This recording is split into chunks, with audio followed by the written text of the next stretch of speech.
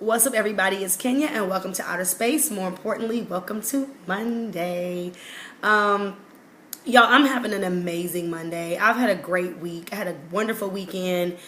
I just feel so good, and so I'm excited. I'm excited to talk to you guys about how good I feel. And yeah, okay. So let's just begin. If you follow me on Facebook or Instagram, you will see that I made my formal announcement today that I will be doing a campus-wide talk on Georgia Tech's campus on October the 10th. I'm so excited. It's a major big deal to get a university to invite you to come say anything on their campus to their students. And so I think that I might actually be proud of myself today that I was able to do that. And I've been getting some more inquiries and some more interest and everything, but this was actually the first one that I've actually confirmed. And so, yay, it's a big deal. It's a happy day for me. So as I was thinking about what to talk to these students about on October the 10th, I came up with a topic for today's Month of Monday video. And as you can see, it's called Finding Yourself versus Creating Yourself.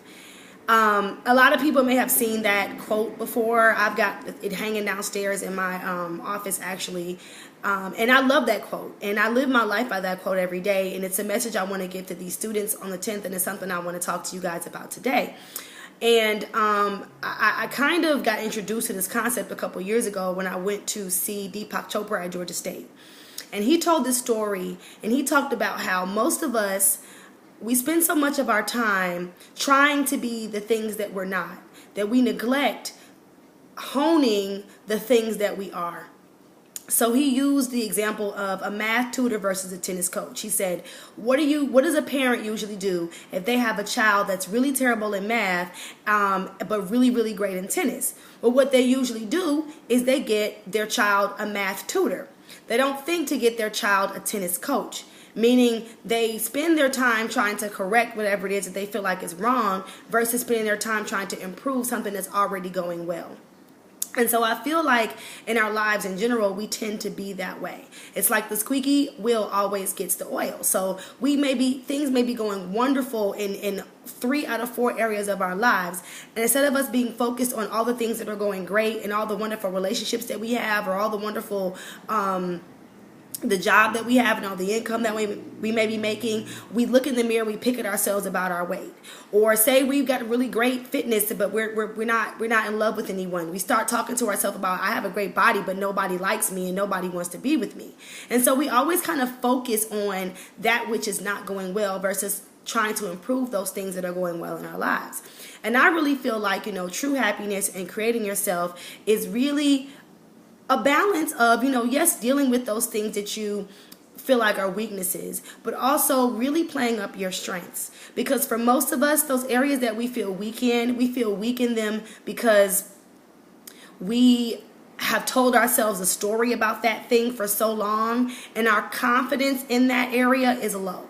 Right? So think about it. What are the things in your life where you don't feel like you're that good? If you don't feel like you're good at something, when you walk into situations when you have to do that thing, you automatically feel a diminished sense of confidence. You feel a diminished sense of worth, and you have a tough time navigating through that. But in those areas that you're really good at, you can do those all day, and you feel so confident, you feel so good about it. So what's really lacking is confidence. And the way you build your confidence is by continuously telling yourself another story about yourself.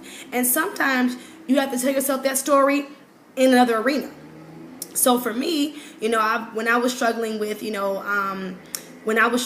employment and money and things like that, I started really focusing on, my health and fitness, or really focusing on like sitting on my egg and doing my work, and seeing all of the positive reinforcement that I got in those areas made it easier for me to transfer my worth into the areas where I felt weaker, because I was able to tell myself, well, you're really great at this, Kenya, so of course you can be good at this. Of course you can do both of those things well. You don't have to just pick one thing that you do well, and that's all you can have. Like you can actually strengthen some of your weaknesses by focusing more on your strengths. So that's the message I want to give you guys today. Instead of getting a math tutor, get a tennis coach. If you're great at something and you love it, then do everything you can to be as good at that thing as you possibly can. Build your confidence, and then transfer that confidence into other areas of your life. Okay? You can create your ideas for what success means for you. And if that means different things than what you see other people doing, that's okay. You get to make those determinations for yourself. Okay, so get yourself a tennis coach. All right. In other news, on September 28th, I will be at the Eubawa Book Fair, which is the Urban Black American Writers Association. I hope I didn't mess that up because I'm so excited they've asked me to come. But I know that the acronym is UBAWA, U-B-A-W-A. I will be a panelist there. I'll be doing a talk about how to publish, how to become a published author.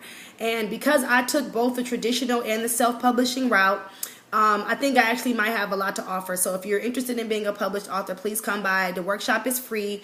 I'll be there from 2 to 3 o'clock at the Georgia International Congress Center, the GICC, and that's this upcoming Saturday. I will have copies of my book there. Of course, anywhere I am, I'll have books. People always ask, are you going to have books? Anywhere I am, I'll bring books with me.